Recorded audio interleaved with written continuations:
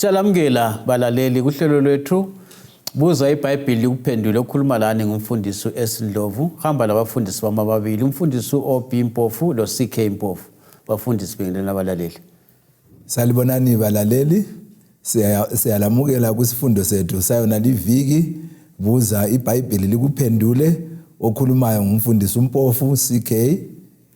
Salibonani balaleli siyabingelelana njalo naleli iviki siyathokoza ukufunda sindawonye umfundisi uOB Mpofu. Siyabonga abafundisi. Balaleli nxa lifuna ukunithinta inombolo zocingo ngiyaziphinda njalo amaviki wonke 0718444196 ngeWhatsApp 0786204000 nxa ufuna ukuchaya ucingo. Amaviki wonke izinombolo ezifananayo. Bafundisi nasi sifundo phambi kwethu salamhlanje sikhuluma ngeminyaka eyinkulungwane 1000 years ngesikhiwo. Yeah. Yini leyo mfundisi? Siyabonga mfundisi. Isifundo lesi siphuma encwadini engcwele eBhayibhelini uSambulo ngo20 isahluko sonke. Ibala elithi millennium livelela ebaleni elithi millennium lisitsho 1000 years ngolimi lwemzini kumbe iminyaka eyinkulungwane literal years. Le iminyaka ebakhona ekuzeni kukaJesu kwesibili. Maybe kuhle mfundisi ukuthi sesikuchasisa ukuthi nxa sikhuluma ngayo iminyaka le inkulungwane bakhona abanye abathi bona ngesilungu kule pre-millennial period pre-millennium the post-millennium sesukehlukanisa imbambo lomgogodla khona apho. Siyabonga. Nxa bekhuluma nge-pre-millennium batsho ukuthi iminyaka eyinkulungwane iyenzakala uJesu engakabuyi okwesibili. Kodwa iBhayibheli liyasicacela ukuthi iminyaka ezinkulungwane iyaqalisa ekuzeni kukaJesu kwesibili. Lapho abalungileyo abazakuvuswa khona. Yikho lapho kuqalisa khona iminyaka eyinkulungwane. Abanye abakhuluma ngepost millennium bathi bona izakwenzakala ngemva kokuza kukaJesu kwesibili. Kodwa iBhayibheli elifana nayo futhi liyacaca ukuthi iminyaka eyinkulungwane iqalisa ekuzeni kukaJesu kwesibili. Siyabonga. Siyabonga. Iqala nini umfundisi sehlowa ethinta? Iqala nini iminyaka eyinkulungwane ngingaphinda mfundisi ukuze abalaleli bakubambe kahle? Siyabonga. Mhlawumbe singakhangela kuSambulo 20 ivesi ngo4 siya ku6. Ivele ikhona phana encwadini kaSambulo ngo20 lapha. Engcene singakhumbula futhi ukuthi iviki eliphelileyo besikhuluma indaba yokuza kwesibili kukaJesu. So kusitsho ukuthini ukuza kwesibili kukaJesu le millennium kubambena. So ukuza kwesibili kukaJesu yikho kwandulela imillennium. Singathina yikho okusungula imillennium. Ngoba uJesu nxa isiza sivezile ukuthi kuzaba lokuvuka kwabafile bayebusa kunye loJesu utho njalo uSambulo 20 verse ngo4 siya ku6 bayezulwini bayephila khona ngale. So ukuza kwaJesu yikho okusungula imillennium kumbe iminyaka eyinkulungwane iqala khonapho. Futhi singagcizelela ukuthi akusoze kube lempilo lapha emhlabeni ngoba kulabanye abathu uJesu ngabuya kuzaba lenye imillennium yokuthi kuphiwa abantu ithuba lokuthi abangaphendukanga ngale impilo baphenduka. uJesu ngavela abuye emhlabeni akusela mpilo abantu sebesiyezu. Singabuyela emva kancanyane mfundisi sesifundweni sedlilekiso sakhuluma ngokuvalwa komusa. Bonana abalaleli kuza bancedisa ukukhumbuzana ukuthi sakhuluma ngokuvalwa komusa. Kunjalo ba. Umusa uvalwa uJesu engakabuyi. Sakuchasisa njalo. Akusoze kube lethuba lokuthi abantu baphinde baphenduke. Iqala ekuzeni kwaJesu kwesibili. Abalungileyo ababephila emhlabeni ngaleso sikhathi kuyini kuza kwenzakala kibo? Abalungileyo abazabe bephila emhlabeni ngaleso sikhathi ekuzeni kukaJesu. Incwadi sizifundile esifundweni esiphume kuso. U1 Thessalonians 4 ivesi ngelika 16 lo 17 lo 1 Corinthians ngo15 ivesi ngelika 51 kusiya ku53. Iyasitshela ukuthi laba baza kuguqulwa imizimba yabo. Bahlwithwe bayehlangabeza uJesu emafini. Babe sebehamba laye ezulwini babe laye kweminyaka eyinkulungwane. Angithi kuhle sikubalulekise mfundisi ukuthi abahlwithwayo labavukayo ngabalungileyo. Abahlwithwa behlangabeza uJesu ngabalungileyo. Abatholakala bephila. Amavesi watsho kawathi ukuthi kanye ithi bahamba kanye. Bahlangabeza uJesu emafini. Ababi ke athi sachaza ukuthi kabababi ngokobuso lo ngukhangeleka komzimba ngoba khona phana eSodoma leGomora mfundisi zazikhona izithathwathwa khona phana eziqabho kodwa ke babhubha ngithi abalali bakubambe kuhle ukuthi ububo obutshola ngobesimilo hathi obomzimba obesimo zomzimba hayi ngoba labona ukuthi bazaguqula sitshele mfundisi kuzakwenzakalani kulabo zange bakhetha uJesu. Siyabonga. Engcenye okuqathekileyo emfisa ukuthi ngikwendlalele lapha. uJesu nxa ebuya yonke into iyadilika emhlabeni. Usambulo ngo6 verse ngo12 siya ku17 yasitshela ukuthi izihlenge ziyasuswa endaweni zazo. Kuyaba lokuzamazama so kuyadilika yonke into. Ngoba umhlaba uzazamazama. Zonke izindlu ezakhiwe sizazi. Zonke izinto ezinhle ongazibuka ngaye ngahamba ngabona ezinye kwenye indawo eHarare ezazi le ground ye tennis phezulu. Indlu yakho ungadlala iTennis nje phezulu kwenu nje. Uzidlale izindlu ezinje konke okusemhlabeni lamadolobha amakhulu yonke into kuyadilika bakhona abathi kuyikhona kuyasala ungadilikanga hayi iBhayibheli ithi kuyaba lokuzamazama komhlaba kudilike konke okukhulu hayibona okuncane hayi okungazaye kube khona kuthiwa i-Richter scale yana abameasure ngayo angikwazi what i-Richter scale uJeremiah abesesithi yena futhi ku chapter 4 verse 23 usiya ku25 uthi yena ngakhangela umhlaba ngaleso sikhathi ngabona ungela simo kwakumnyama futhi kwakungela muntu right so umhlaba vele uJesu nxa ebuya uzadilika ube mnyama ungabi lesimo right bese sithi ke kuyabe sokuzakwenzakalani kwababi abantu ababi sike sakuthinta iviki eliphelileyo ukuthi nxa uJesu esiza bayabhujiswa inkazimulo yakhe baswele umuntu ozabangcwaba badliwe zinyoni utsho njalo usambulo 19 verse 11 sisiya ku16 so abantu ababi babengekho ngoba bazabhujiswa inkazimulo kaJesu inyoni zibadle babengekho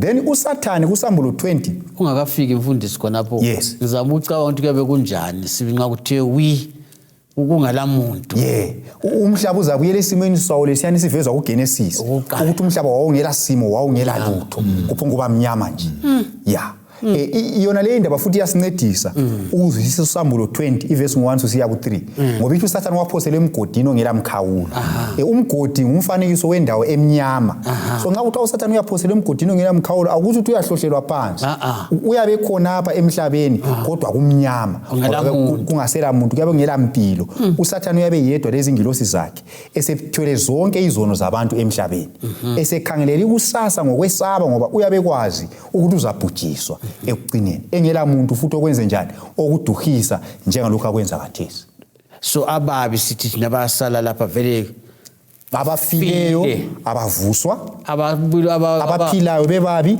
babhujiswa inkazimulo kaJesu badliwa zinyoni ngamathambo wodwa uSathane usala yedwa lezi ingilosi zakhe abala muntu okuduhisa akula mpilo emhlabeni umhlaba kawula simo umnyama kawula lutho indaba enzima abangcwele sithe baza kuyezulwini benzani bafika benzeni siyabonga mfundisi ngizathi sikhangele usambulo ngo20 ivesi ngelika 4 usambulo ngo20 ivesi ngelika 4 ithona ke ngase ngibona izihlalo zobukhosi bahlala kuzo banikwa ukuthonisisa ngamanye amazwi lapha sithola ukuthi abalungileyo laba baya besezulwini bethonisisa likhumbule ezifundweni ezidlulileyo kubona ke sike sakhuluma ngencwadi leziyana kule ncwadi yezono lencwadi yezokuphila lencwadi yezikhumbuzo so incwadi lezana zenzelwa thina ngaleso sikhathi ukwenzela ukuthi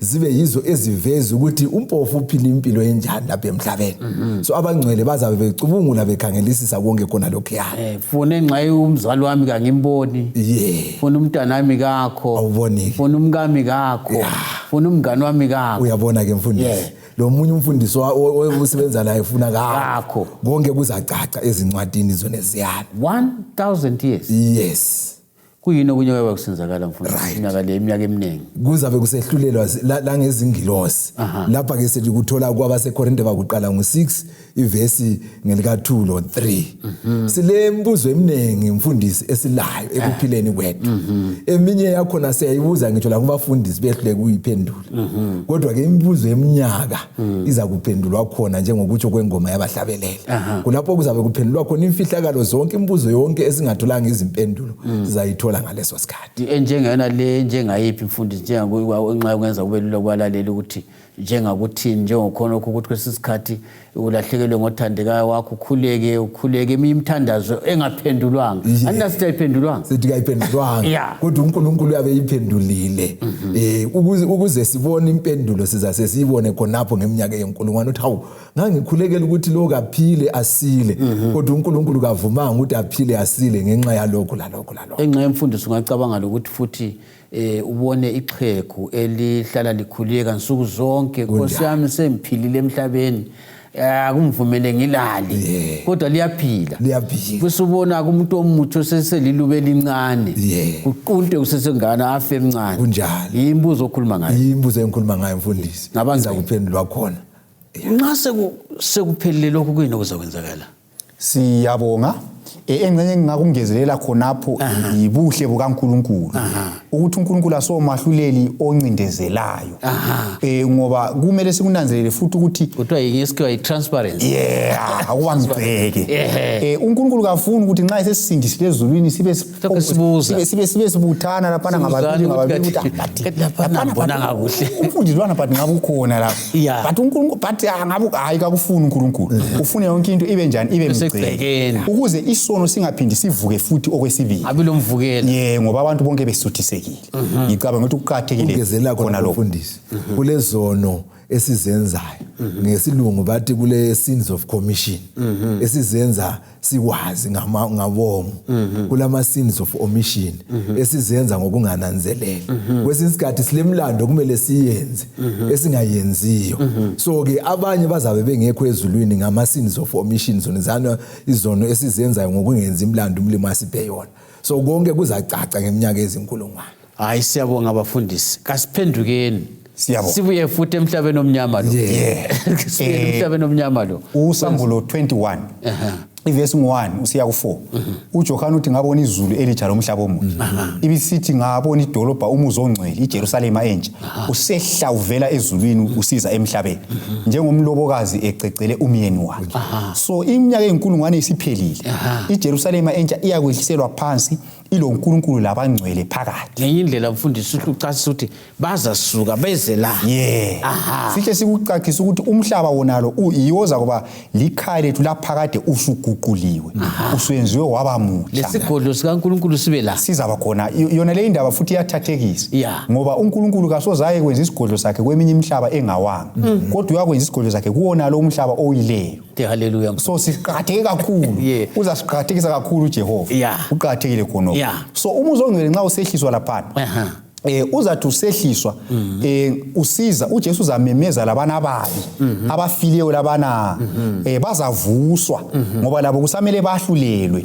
ukuze labo basuthiseke nxa uNkulunkulu esebabhubhisa so uzathi esebavusile usambulo ngu20 verse ngu7 usiya ku10 uSathane uzabayenga ababi labani ngoba vele ofa esempini uyabevuka ecabanga uyakulo ofa efuna ukuchaya inqindi vele uvuke njalo uvuka usukela lapho waqina khona so uSathane uzathi madoda asambeni siyehlasela abantu abaphakathi edolobheni leliyana sibasuse sithatha umuzi lwana kodwa bazathi besenza njalo kuthiwa uJesu uzakuhlala nxa ufunda usambulo 20 verse 11 usehla uyahlala esihlalweni sakhe esokwahlulela babe sebemangala behlule ukuhlasela umuzi iBhayibheli lithi kuzavulwa ini izincwadi babe sebesahlulelwa omunye lomunye abone izono zakhe then kusukela kuSathane wonke umuntu uzavuma ababi labalungileyo ukuthi uNkulunkulu kwahlela kwakho kunjani kuqondile then ngemva kwaleso sikhathi ke iBhayibheli lithi kuzayehla umlilo ovela ezulwini wenze njani ubachise singakayiqedi mfundisi na leyo ndaba yes akuchasise ukuthi nxa besithi kwahlela kwakho kulungile bajone babe bebona ukuthi uNkulunkulu wahlulele angikwazi ngesindebele kodwa ngenye indlela ungakuncedisa ukuthi mhlawumbe ukuthi kuthiwa ngesilungu ifairness ikwathi siya khona ukuthi ukulunga amathuba wonke umuntu waphila akula muntu ofa engaphiwanga amathuba ukuthi asindiswe uNkulunkulu uyaliyenza indlela zonke imizamo yonke yokuncenga umuntu oyabe elahliwe uzavuma ukuthi laphana wanika ithuba ngala mina kulogwalo mfundisi okuthiwa iGreat Controversy engabalaleli sike balibona bebalibala abanye elikhuluma ngokuthi abantu bazatshengiswa umfanekiso ividiyo yempilo yakhe yonke lapho umlimi ayezama khona ukuthi ancedisane lawe Ama-chance wonke waphiwa empilweni wayekela. Umuntu azavuma ukuthi kodwa uNkulunkulu uluthando sibili. Ungincengile wangipha wonke amathuba. Kanje uthezo uSathane la uzavuma? uSathane la uzavuma ngoba siza kutshengiswa uSathane la ehlamuka ezulwini. Encengwa khona lezulwini ezinye ingilosi zimncenga esala. Asitshengisa ukuthi waphiwa lethuba uNkulunkulu wayengambulala phe esanda kuhlamuka kodwa wamyekela. Ukuthi kabhadali rent khona. Futhi uphiliswa uNkulunkulu yena emhlamukeli. Konke khona okuyizinto siza kutshengiswa bese sivuma sonke ukuthi uNkulunkulu ukwahlela kwakhe kulungile. Uthe wena abantu bazahlala lapha emhlabeni. Indaba emnandi balaleli esikhuluma ngayo namhlanje bafundisi singakashiya abalaleli. Omunye umlaleli uyazibuza ukuthi kanti manje mina iminyaka le inkulungwane enzayichitha ngingaphi?